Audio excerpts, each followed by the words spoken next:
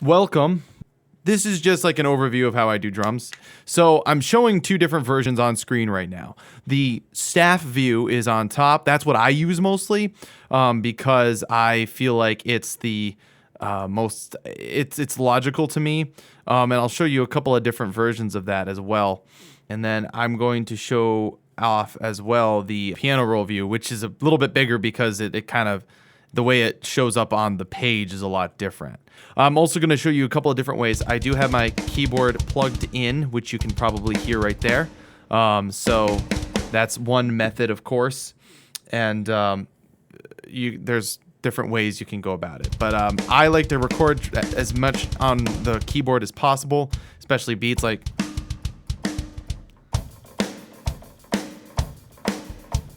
because I'm able to get some humanity in there.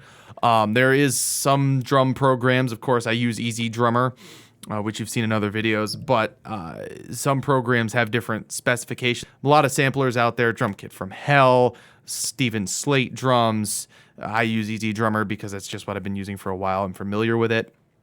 One thing to be clear too is you can see here that these notes represent different hits, and that goes all the way up and down. So for instance, on my Easy Drummer, this note here, which is a D4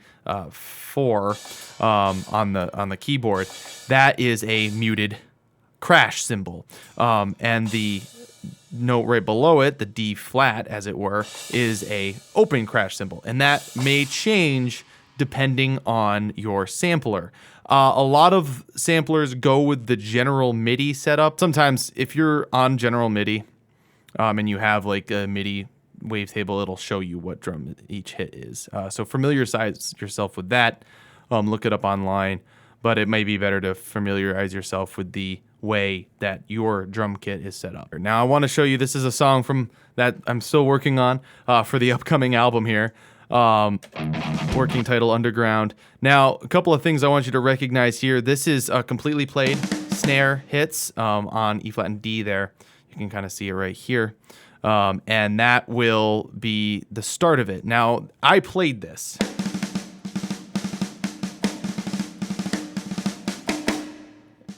And what you want to do, and is important, and I'm going to show you, if you look down here, this is different velocities. And velocity is how hard the hit is. It's important when you're programming drums to vary up your velocities depending on what you're doing. And if you kind of look, and I'll zoom out a little bit so you can kind of see the general trend. The kick drum is the spikes right here. And that's that sound right there. That's called the kick drum or the bass drum. So that's one thing. And then, but if you look here, you'll see that it kind of starts and builds up because this is a build up part of the song. So I've got some really light hits that are varied up here to make the snare sound realistic. And just as a rule, like if you want the accent to be bop, bop, bop, bop, bop, bop, bop, bop, so you have bop, bop, bop, bop. So you want to like hit that bop harder. So that would be a higher velocity. Your maximum is 127. And what I've found useful is like between 64, unless you're doing some really jazzy stuff. But for rock and metal, you really don't want to get much lower than 64 or 50 because then it starts becoming like really hard to decipher what's going on. And it'll be harder to mix later. So that's one big thing. This is the more easy sort of beat here. The F sharp, which you can see, and I'm going to zoom this back out here. So you can see that this part is right there. And you can also see that there's this F sharp is the closed hi-hat. And that is definitely that's also something that has a varied velocity because you can get the groove with it. So don't worry about using other drum sounds to get your accent. Try to work with as few drum sounds, like different sampled drum sounds as you can. I'm using two different hi-hats here. It goes over to here where you can see that that's just a different hi-hat sample. It's still closed, but it's a little bit more open. It allows it to cut through a little bit better. And I just noticed an error that I can erase thusly.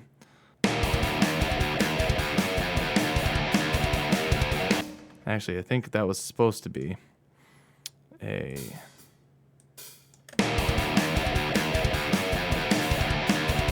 yeah, that was just supposed to be a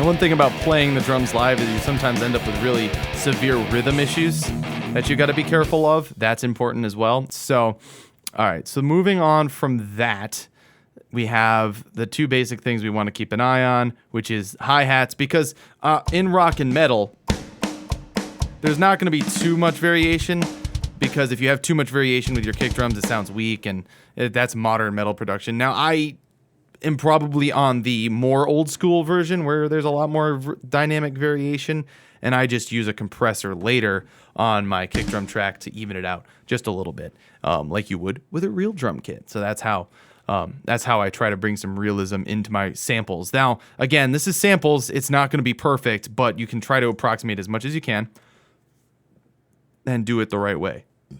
So let's listen to this real quick. I'm going to listen from the beginning where it starts out with a nice little snare thing. And you're going to see the difference between the beginning, which the snare rolls in the first part is unquantized in its entirety. So you'll see why it looks like a pile of junk. And then gradually what I did was I quantized it where I set it so within about a 80% error margin of error, it will correct my playing to the nearest whatever note value I select. So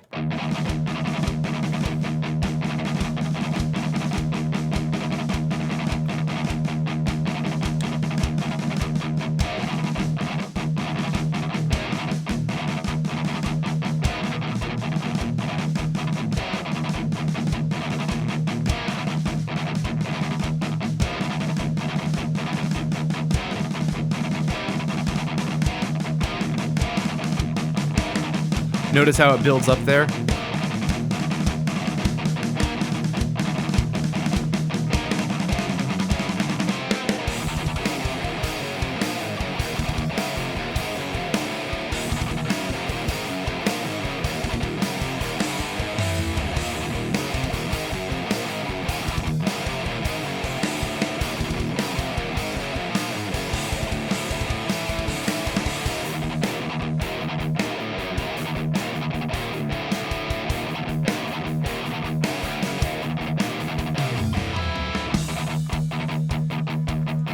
Okay, we'll stop there for now. Here's why. So what you'll notice, first of all, is that you heard the dynamic change where the hits got more intense because of the way it was sampled. So a good sampler set will have the snare drum and all the drums kind of have the player hit it at different heaviness of hits. So that way you get as many different samples as possible that'll correspond to the velocities. There's a lot of programming that goes into that. You also notice there's some errors in here, like it didn't really get the that I wanted. That's okay, because I can go back in, and I'm not going to do that right now because I usually save corrections till the end, so that I can get the general basis of that. I can do the creative work first and then the editing work later for the most part. And you'll notice that, one time I missed the bump, bump, bump that goes in, every second measure. And I also just sometimes miss the part properly. That's because I'm not good at keyboards, but I can go in and I can adjust it, and I can go in and correct certain things if I feel like they need to be. And that's the beautiful part of doing this. So you'll also notice that there was how much cleaner this looks. That's because it was quantized. And I want to talk a little bit about like a basic drum beat. So in most time signatures, of course, there's exceptions. I'm not going to go over. This is just for like your general 4/4, 6/8, 3/4 time. You're gonna want to find I guess where the 2 is, because generally speaking, your snare drum, which you can see hitting there is the D, you want that on every 2. In the case of 6/8, because it's 6 divided by 8, which ends, it's 6 in a measure. I'm dividing that in half, so it's 1, 2, 3. 1, 2, 4, 5, 6. So it's 1, 2, 3, 4, 5, 6. 1, 2, 3, 4, 5, 6. So you'd have a snare on every 4 and a kick on every 1. because 6/8 is more like 2/4 if you were to divide it out. Where, you know, I guess if you were had 12/8, it would be a little bit different. For if you were just in regular 4/4 time, it'd be 1 and 2 and 3 and 4 end. So it'd be 1 and 2 and 3 and 4 end, and that's your basic rock beat. And even most kinds of metal, I mean, they'll have the where you have your kick drum going crazy, but you're still at 1 and 2 and 3 and 4 and 1 and 2 and 3 and 4 and 1 and 2 and 3 and 4 and 1 and 2 and 3 and 4, and I can't count as fast as I was playing that earlier. But like, you got that sort of thing, and you have the kick doing different stuff. But generally speaking, you have the snare there, and you can play with it. So it's like 1 and 2 and 3 and so it's 1 and 2 and 3 and 2 and 3 and 4. Yeah, and. So you have a little bit of different things, but it's almost always on the 2. I mean, that's just an important thing to note. And you can do different drum beats too. But that's generally the relationship. Your snare drum is like an accented part, with the exception of little rolls and things like that. So that's one way you want to think about drum beats. So if you have, I mean, of course, there's the 4 on the floor, which is the most basic thing you hear in a lot of dance music, which is the 1, 2, 3, 4, 1, 2, 3, 4, 1, 2, 3, 4, 1, 2, 3, 4, 1, 2, 3, 4.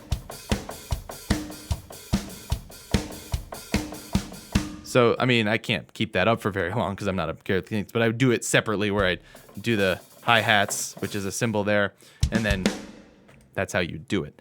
So, hi-hats, what I use those for is to really give a sense of the groove, because usually what you have is a pretty even hitting, again, on these drums here. So you want to, like, you can go like, or that's the ride cymbal.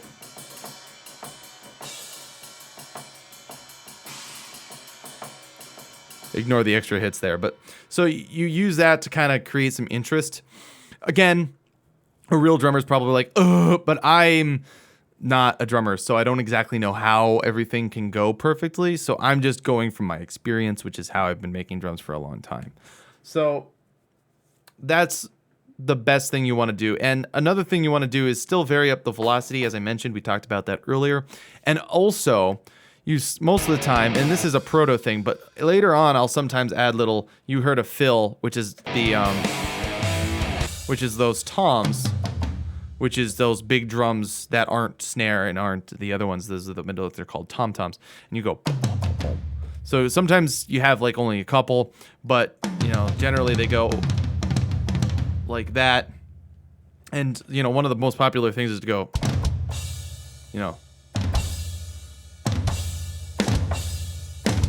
that's called a, I don't know what it's called, but like, so what that would look like on the page, and I'm going to show you here because I'm going to actually compose something for you. So let's see.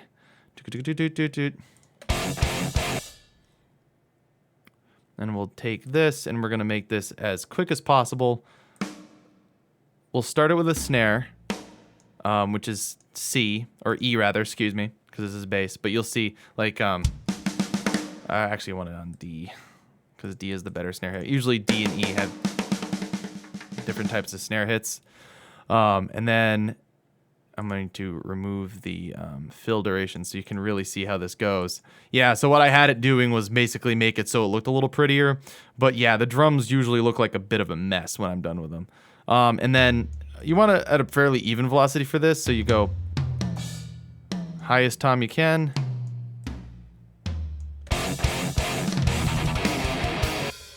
Okay, so that's, want that to stick out a little bit more. What I did there was I'm gonna up the velocity. So that sounded cool. It was a little too fast actually though. So what we're gonna do is we're gonna use a slightly different time frame, and we're gonna use what's called, and a lot of DAWs can make it so 30-second note is about the fastest you can go. And I'm showing you how it looks on the staff just for my own, I don't know, reasons. But so you can switch it to triplet, and it should quantize it so that way when you're doing it, it'll automatically put your notes sort of lined up on the page like that. And then you can go here and then Boom. Make that 127. Just yeah. And now I have a really cool segue into the second half of my tune here. And we can go back and that sounds kind of progressive and cool, and that's called a fill. And that's one thing you can do to program those in.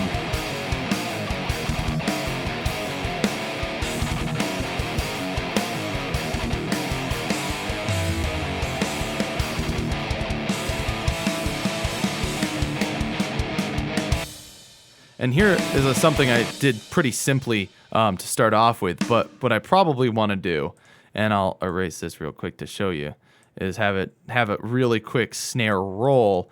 And when you do a snare roll and you're plugging it in and programming it yourself, you want to try to use both snare types here.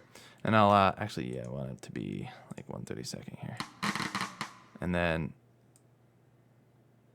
oh, not that. You sack of shit. So there's one.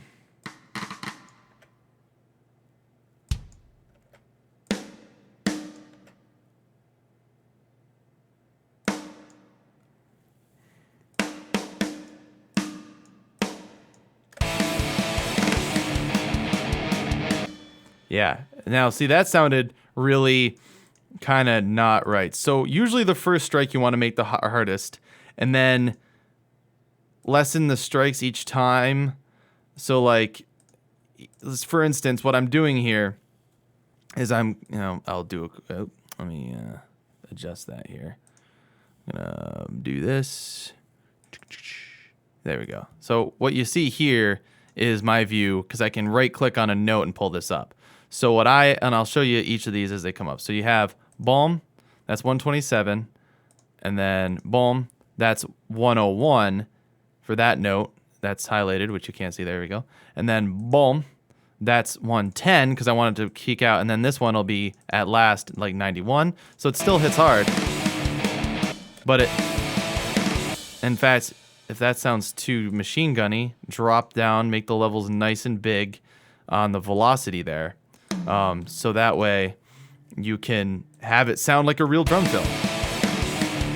Nope, that's not, well, that's good, but we don't want it to hit quite that hard in the beginning. Yeah, there we go. See? And that's how you can program in like little rolls and fills and stuff that a real drummer would incorporate into their playing and have it sound good. And it helps out with transitions and everything else like that. So that's really important to want to do here. Doesn't that sound cool?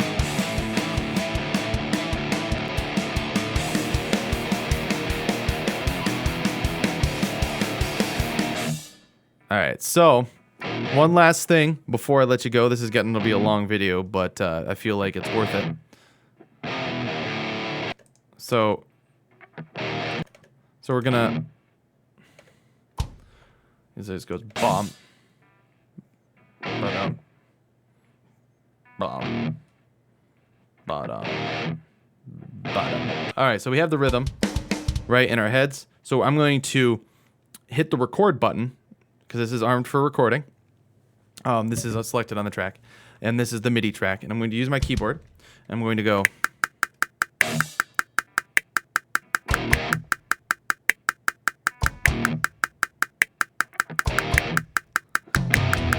Oops, I was too fancy on the uptake there. Let's try that one more time.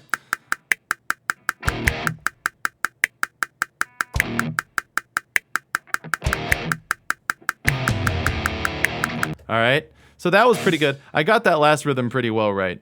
But you notice that when I played it in, it looked like crap. So what you do, and if you're not in this view, that's understandable, but you want to select it, and I'll select it over here just so you can see. And then you go to the process thing, or if you have that, or whatever. Sometimes it's under edit, sometimes it's under process. In this case, it's under process in Sonar. And then you bring up the quantize view here. And so I want it to be not, it's still eighth notes. It's very metronomic almost. And then I usually make the strength 80% because I still want to keep some of the humanity in my playing. This is only time. It doesn't adjust any velocity or heaviness of the hit. And this way, see, look, now it's a little bit more in time. It's a little prettier looking. And this is just a demo guitar track, so I don't need it to necessarily match the guitars all the way. Now, the exception, of course, being right here, I noticed when I was playing the guitar, I'm mostly in time when I'm playing the guitar, and you can kind of hear that as we've been doing this. And I did some hits, but I did some hits over here at the end of the chorus.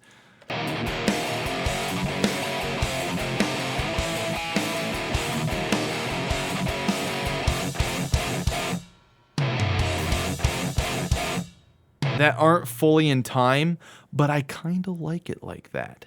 And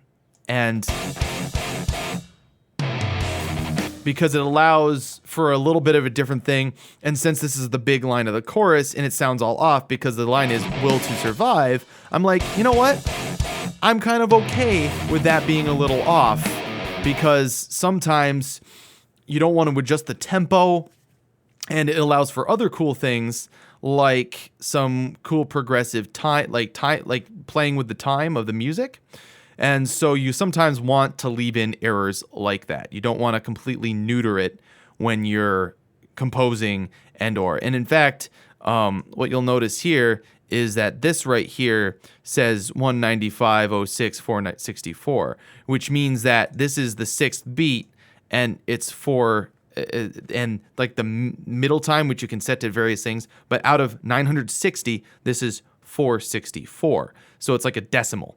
And the reason I'm pointing that out is because instead of what you would think is 960 divided by 2, which would be an eighth note, because it's 960 is the quarter note, the eighth note is 464, meaning it's off by just ever so slightly. I believe that's how the math works. Actually, I guess each of those is now a quarter note.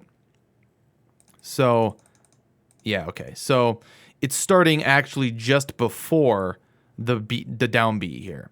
Now, that's not always good either. And the one last thing I'm going to leave you to, because this has been 30 minutes, but I wanted to get in everything, and I hope y'all don't mind the faster episode. One thing that to keep in mind is it's actually good to have your drums a bit behind the beat. Problem is, I'm an excitable little mofo. So what I can do to adjust that is go process, slide, and I can slide by ticks, which is as I said, this is out of actually 480, because it's quarter notes. So if it was a quarter note beat, it would be 960, eighth note beats 460. Yeah, there's a certain amount of ticks per note, and I can slide it over by, say, 7. Now let's make it 10. All right, and it'll slide everything over because I select it all. And now this is behind the beat a little bit. And so let's see how that changes it, and then we'll be on our way.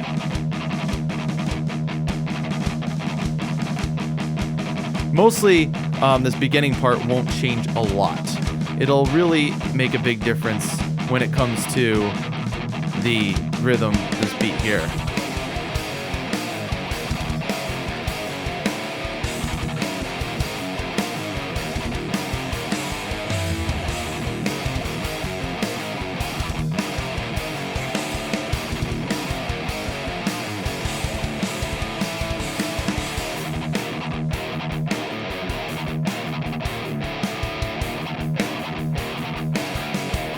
Now,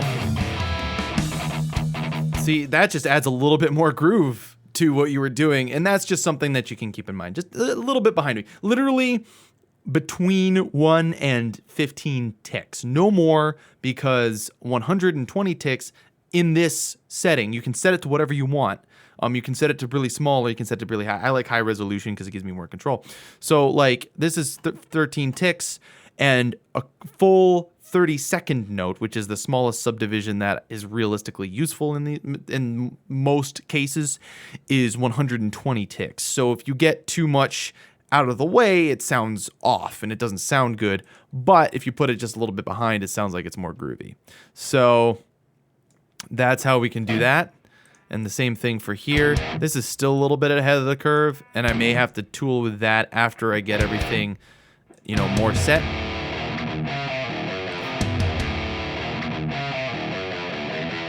So that is how that goes. That's how you make drums. if you're arranging drums. It's a long time consuming process. I usually, but it is the one process of music that I'm realistically able to do while doing other things. I can watch Game Grumps and do it, etc., etc. So just something to keep in mind. And I hope you enjoyed this special preview of this song as well as how to create drums. So thanks very much. I hope you all have a good day and happy drumming.